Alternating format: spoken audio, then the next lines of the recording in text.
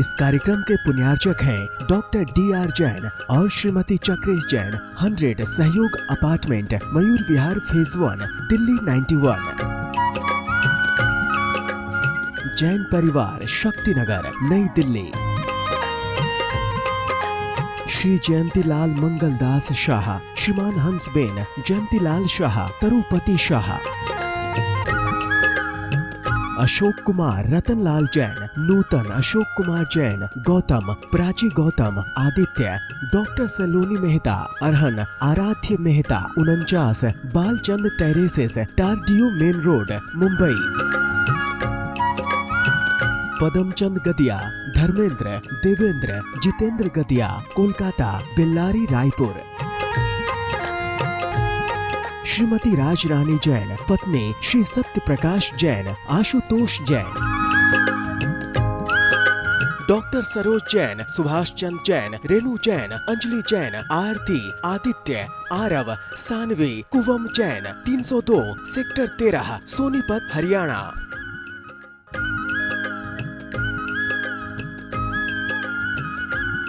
जय जिनेन्द्र जीवम जिणवर वस हेण जेणणे लेठम देविंद विंद वंदम वंदे तम सर्वदा शिरसा।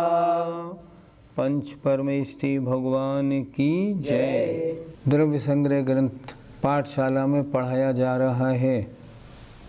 इसके 3 अधिकार थे। पहले अधिकार में 27 गाथा थी। 27 गाथा पिछली पाठशाला में पूरी हो गई। हमने उसमें क्या पढ़ा?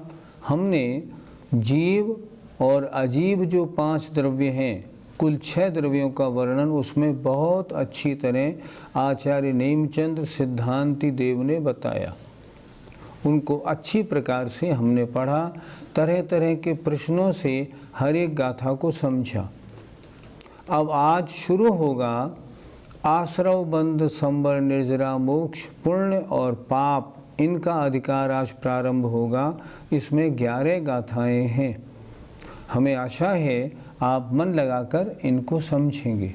आसव बंधन संवर, आसव बंधन संवर, निजर मोखा सपूर्ण पावाजी, निजर मोखा सपूर्ण पावाजी।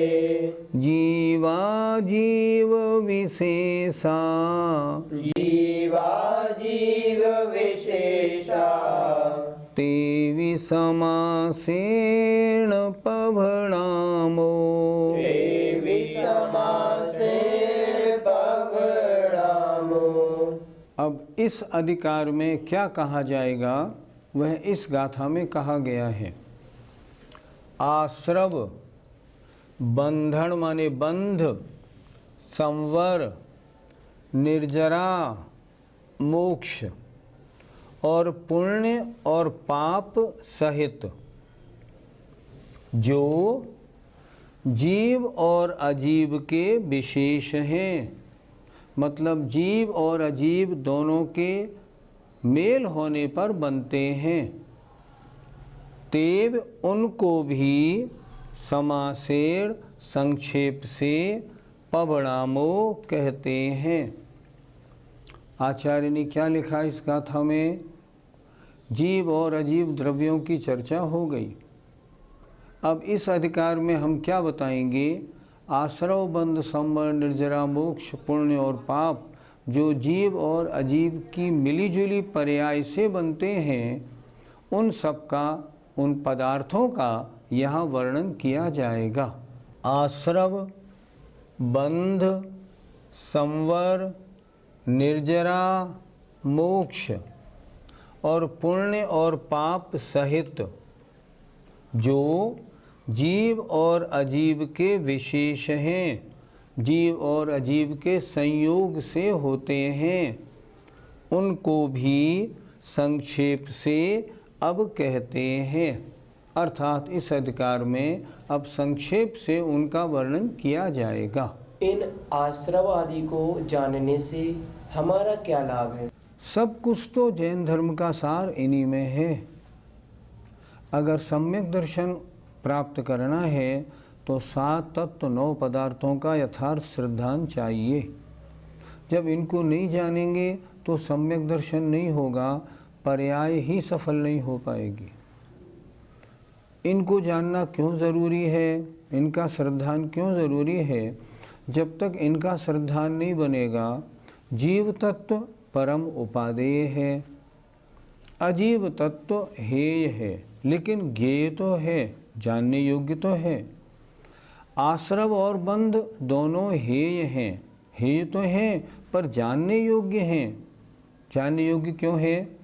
मेरी आत्मा के साथ कर्म का बंध क्यों हुआ, किन कारणों से कर्म का आश्रव होता है, बंध कितने प्रकार का होता है, मैं इन आश्रमों से कैसे बचूं? मेरी आत्मा के साथ जो कर्म जुड़ गए हैं, अब ये कैसे जुड़ गए, मैंने क्या क्या गलत काम किए थे? ये आश्रव और बंध के ज्ञान से होगा। संवर से ये मालूम पड़ेगा कि ये जो कर्म आए, इनका आना रोका कैसे जाए। जब तक उनका आना नहीं रुकेगा, फिर आत्मा की पवित्रता की ओर कदम कैसे बढ़ेगा। निर्जरा में अब जो कर्म आ गए हैं, इनको आत्मा से हटाऊं कैसे? और मेरी वास्तव में स्वाभाविक दशा कैसी है, वो मोक्ष कैसा होता है, जब तक नहीं जानूंगा तब तक उसकी प्राप्ति के लिए प्रयत्न क्यों करूंगा। पुण्य और पाप नहीं जानूंगा तो मैं पाप की क्रियाओं को छोड़ूं और पुण्य की क्रियाओं में लगूं, फिर इनका ज्ञान कैसे होगा। इसलिए इनका जानना बहुत जरूरी है। इसीलिए आचार्य ने इनका अच्छी प्रकार ज्ञान कराने के लिए ये गाथाएं लिखी हैं। समय सार में भी आप देखो, आश्रव अधिकार, बंध अधिकार, संवर अधिकार, सब अलग अलग अधिकार दिए हुए हैं ताकि इनका अच्छी प्रकार ज्ञान हो जाए। पंडित जी, तो जो आश्रव और बंध है तो उनकी परिभाषा क्या होगी, हम क्या समझें? आश्रव कर्मों के आने के द्वार को आश्रव कहते हैं, या दूसरी परिभाषा, आत्मा के जिन परिणामों से कर्मण वर्गणा कर्मरूप परिणमन करती है, उसका नाम आश्रव है। बंध जो वर्गणाएं, जो कर्मण वर्गणाएं कर्मरूप परिणमित हुई, उनका आत्म प्रदेशों के साथ एक में हो जाना बंध है। ये आश्रव बंध आत्मा को मलिन करने वाले हैं। अगर आश्रव बंध नहीं हो तो आत्मा पवित्र हो जाए। आश्रव माने कर्मों के आने के द्वार को, या दूसरी परिभाषा कर्मण वर्गणा का कर्मरूप परिणमन होना आश्रव है और उसका आत्म प्रदेशों के साथ एक में हो जाना बंध है। पंडित जी, तो फिर हमें संवर और निर्जरा से क्या जानना चाहिए? आश्रव का रुकना संवर है। ये आश्रव क्यों होता था, कर्मण वर्गणाएं क्यों कर्मरूप परिणमन करती थीं, मैं इनको कैसे रोकूं, किन कार्यों के करने से ये रुक जाएंगी, इसका नाम संवर है।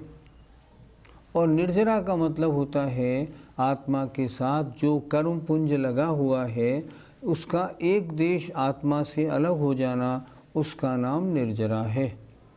ये निर्जरा किस कारण से होती है? निर्जरा मेरी आत्मा का परम हित है। मेरी आत्मा के साथ जो मैल लगा था, वो मैल थोड़ा थोड़ा हटे। ये संवर और निर्जरा परम उपादेय हैं। इनका ज्ञान तो करना ही चाहिए, ज्ञान करना चाहिए, श्रद्धान करना चाहिए और अपना आचरण ऐसा करना चाहिए जो संवर और निर्जरा होने लगे। गुरुजी, तो फिर मोक्ष किसे कहते हैं?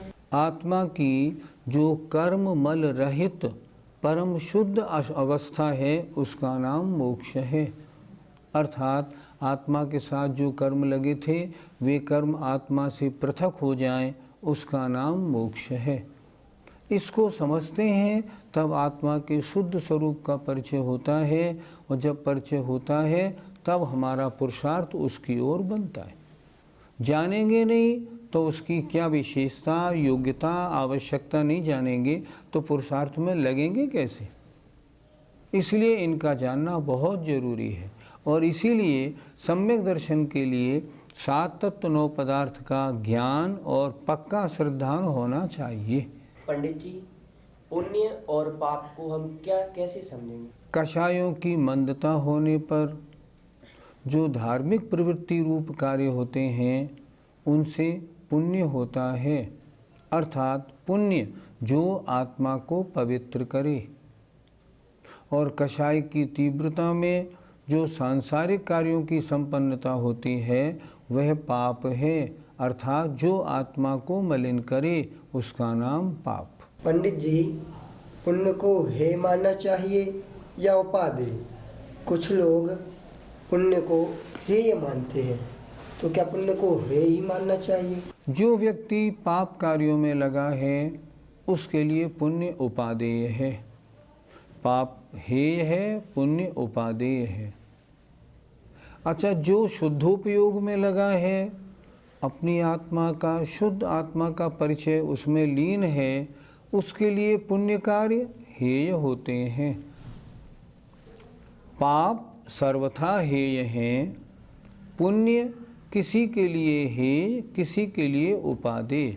या और भी आचार कुंद कुंद का साहित्य पढ़ेंगे, उनमें पुण्य का अर्जन करना चाहिए। शुभोपयोग श्रावकों के लिए बहुत प्राथमिक है, मतलब उसकी प्राथमिकता देनी चाहिए। बहुत जगह लिखा मिलेगा। क्यों मिलेगा? पाप से हटो, पुण्य में आओ। लेकिन पुण्य ही धर्म है ऐसा नहीं समझना है। ये नहीं कि पुण्य को ही धर्म समझ के उसी में लगे रहें, वो गलत। क्या बनाएंगे? पाप सर्वथा हेय, पुण्य कथनचित हेय, कथनचित उपादेय। और जो आत्मा का शुद्धोपयोग है, शुद्ध दशा का अवलंबन, सर्वथा उपादेय। वो तो उपादेय है, उसमें तो लगना ही है, ऐसा मानना चाहिए। पुण्य को जो हे कहते हैं वो उन्हें अपेक्षा भी लगानी चाहिए। किसकी अपेक्षा हे है? शुद्धोपयोगी मुनियों की अपेक्षा। गुरु जी, इस गाथा में एक शब्द आया है जीवा जीव विशेषा, इसको हमें कैसे लगाना चाहिए? आश्रव 2 प्रकार का, एक जीवाश्रव, एक अजीवाश्रव। जीवाश्रव भावाश्रव, अजीवाश्रव द्रव्याश्रव। इसी प्रकार सब में लगाओ। बंध, एक जीव बंध, एक अजीव बंध। जीव बंध माने भाव बंध, अजीव बंध माने द्रव्य बंध। ऐसे ही संबर में लगाओ, द्रव्य संबर और भाव संबर। निर्जरा में द्रव्य निर्जरा, भाव निर्जरा, और मोक्ष में द्रव्य मोक्ष और भाव मोक्ष। भाव मोक्ष माने जीव के परिणाम, अर्थात जीव के जो परिणाम मोक्ष प्राप्ति में कारण है, भाव मोक्ष, जीव मोक्ष। और अजीव मोक्ष का मतलब समस्त कर्मों का आत्मा से पृथक हो जाना, अजीव का पृथक हो जाना, ये अजीव मोक्ष अर्थात द्रव्य मोक्ष है। इस तरह जीवाजीव विशेषा, इन सब के जीव और अजीव 2 भेद हैं। उनको अब संक्षेप से कहेंगे। आचार्य ने अगली सब गाथाओं में द्रव्याश्रव और भावाश्रव, द्रव्यबंध, भावबंध, द्रव्य संबर, भाव संबर, इनके बारे में अच्छी प्रकार समझाया है। इसलिए उन्होंने लिखा जीवाजीव विशेषा। पंडित जी, निश्चय से हम आश्रव को किस प्रकार जान सकते हैं? सच बात तो ये है, निश्चय से आश्रव की परिभाषा बनती ही नहीं। क्यों? निश्चय शुद्ध द्रव्य को विषय करता है, तो अगर शुद्ध आत्मा को विषय करेगा तो आश्रव बंध का सवाल नहीं। शुद्ध पुद्गल को विषय करेगा, आश्रव बंध का सवाल नहीं। ये तो जब जीव और अजीव का संयोग होता है ना, तब आश्रव बंध संबंध निजरा की बात बनती है। निश्चय से आश्रव बंध आदि की कोई परिभाषा बनेगी ही नहीं। पिछली गाथा में ये कहा था कि आश्रव के, बंध के, आदि के जीव और अजीव 2 भेद हैं। अर्थात भावाश्रव और द्रव्याश्रव, भावबंध और द्रव्यबंध। अब सबसे पहले ग्रंथकार भावाश्रव क्या है, द्रव्याश्रव क्या है, इस गाथा में अब उसकी चर्चा कर रहे हैं। आसवदिजेण कम्मम् परिणामेण पणोसविण्यो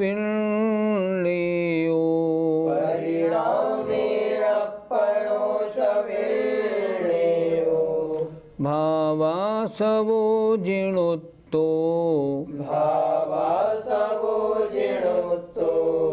कम्मासवणं परोहोदि।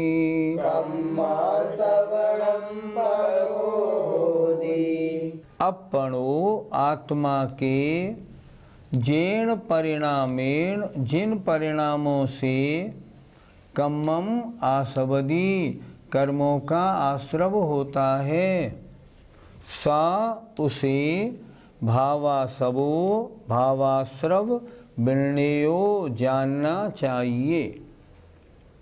अर्थात आत्मा के जिन परिणामों से कर्मों का आश्रव होता है वे परिणाम भावाश्रव कहे जाते हैं। यह जीवाश्रव है। किसने बताया? जिणोत्तो भगवान का कहा हुआ है। जिनेंद्र भगवान ने ऐसा कहा है।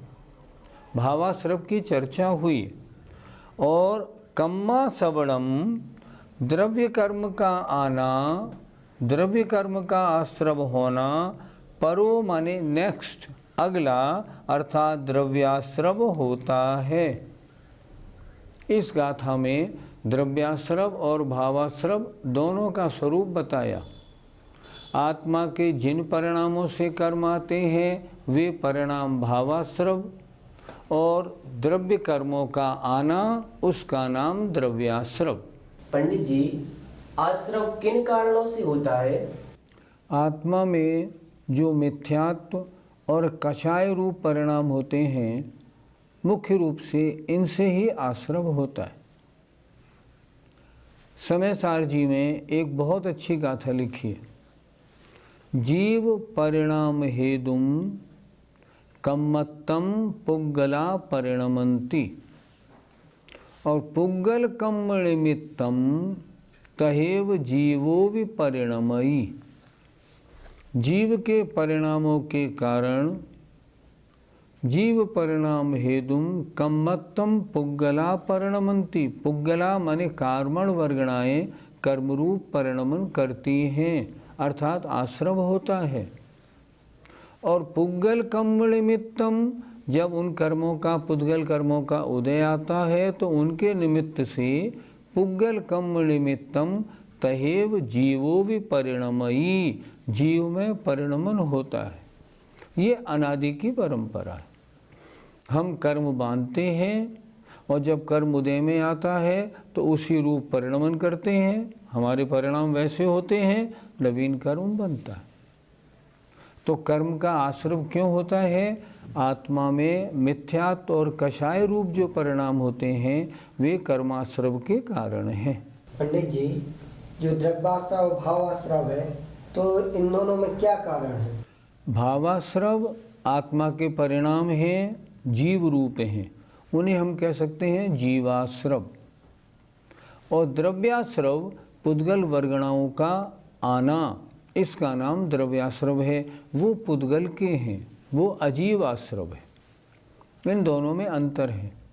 आत्मा के परिणामों के कारण कर्म आते हैं तो परिणाम भावाश्रव, कर्मों का आना द्रव्याश्रव। पंडित जी, जो द्रव्याश्रव और भावाश्रव हैं तो इनमें कार्य कारणपना है या नहीं? भावाश्रव अर्थात आत्मा के मिथ्यात्व और कषाय रूप जो परिणाम हैं वे कारण हैं और उनके कारण कर्मों का आना ये कार्य है। कारण कार्यपना है। आत्मा के मिथ्यात्व कषाय रूप परिणाम कारण हैं। अगर ये कारण ना हो तो फिर आश्रव क्यों हो? इसलिए आत्मा के परिणाम या हम कहें जीवाश्रव कारण है, अजीवाश्रव कार्य है। गुरुजी, पहले जो बंधे हुए कर्म हैं वह उदय में आएंगे, हम राग द्वेष करेंगे, तो फिर ये जो आश्रव की परंपरा है ये कैसे टूटेगी? जो पिछले भवों में हमने कर्म बांधे हैं वे हमारे उदय में अवश्य आएंगे।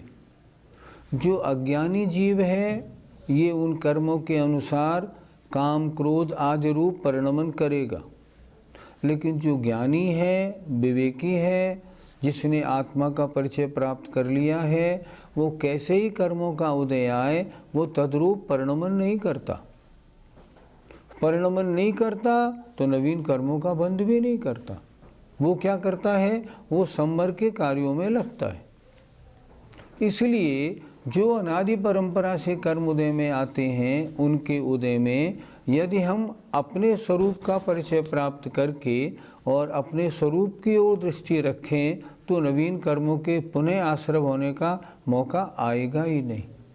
हमें क्या करना चाहिए, हमें सबसे पहले सम्यक दृष्टि बनना चाहिए। दूसरी बात, स्वाध्याय करना चाहिए। स्वाध्याय करके इन वास्तविकताओं का परिचय प्राप्त करना चाहिए। परिचय प्राप्त करके हमें अपनी जीवनचर्या बदलनी चाहिए, हमें अपना चिंतन बदलना चाहिए। कर्म तो उदय में आने से जो बंधे हुए कर्म हैं वे तो उदय में आने से पहले भी किसी रूप में उनको हम बदल सकते हैं। द्रव्य का, कर्म का जो उदय होता है उसका फल द्रव्य क्षेत्र काल भाव के अनुसार होता है। यदि हम अपने अच्छे निमित्तों में रहना शुरू कर दें तो वे कर्म जो गलत फल देने वाले हैं वे भी अच्छे फल देने वाले बन जाते हैं।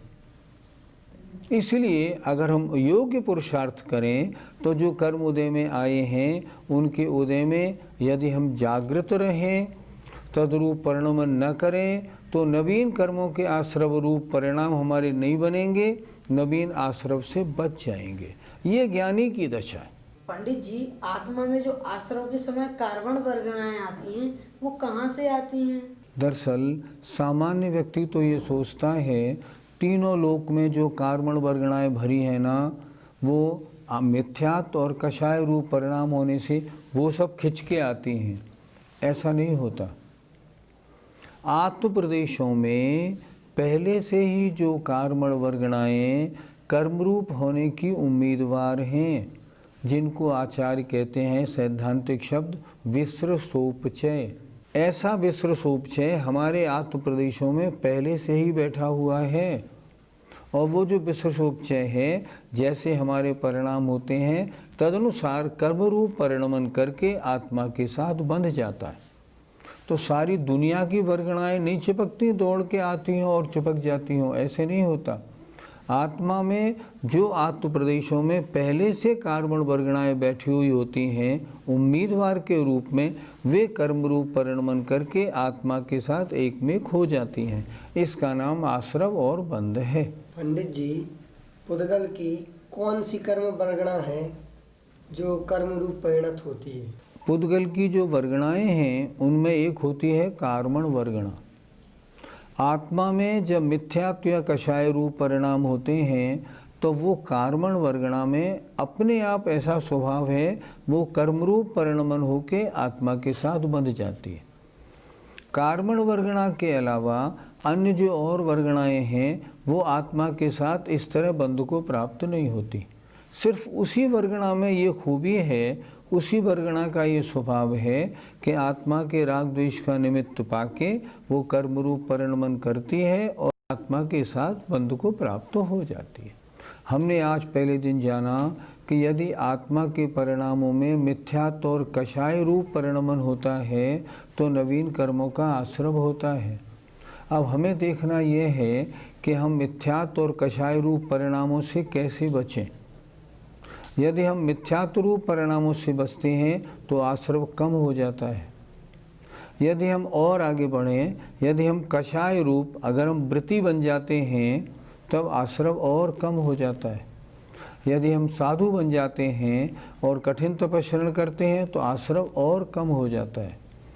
धीरे धीरे हम आश्रव के कारणों से दूर हों, ये आज के इस पाठ से शिक्षा मिलती है।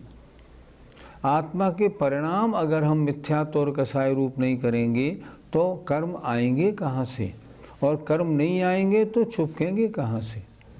इसलिए इस पाठ को अच्छी तरह समझ के हमें अपने जीवन में उधर पुरुषार्थ करना चाहिए ताकि आश्रव बंध कम से कम हो और संबर निर्जरा ज़्यादा से ज़्यादा हो। बस यही इससे शिक्षा मिलती है। जय जिनेंद्र। इस कार्यक्रम के पुण्यार्चक हैं डॉक्टर DR जैन और श्रीमती चक्रेश जैन, 100 सहयोग अपार्टमेंट, मयूर विहार, फेज 1, दिल्ली 91। जैन परिवार, Shaktinagar, Nai Delhi. Shri Jayantilal Mangaldas Shah, Shriman Hansben Jayantilal Shah, Tarupati Shah. Ashok Kumar Ratanlal Jain, Nutan Ashok Kumar Jain, Gautam, Prachi Gautam, Aditya, doctor Saloni Mehta, Arhan Aaradhya Mehta, 49, Balchand terraces, Tardeo main road, Mumbai. Padamchand Gadiya, Dharmendra, Devendra, Jitendra Gadiya, Kolkata, Bellary, Raipur. Shrimati Rajrani Jain, पत्नी श्री सत्य प्रकाश जैन, आशुतोष जैन। डॉक्टर सरोज जैन, सुभाष चंद जैन, रेणु जैन, अंजलि जैन, आरती, आदित्य, आरव, सानवी, कुवम जैन, 302 सेक्टर 13, सोनीपत, हरियाणा।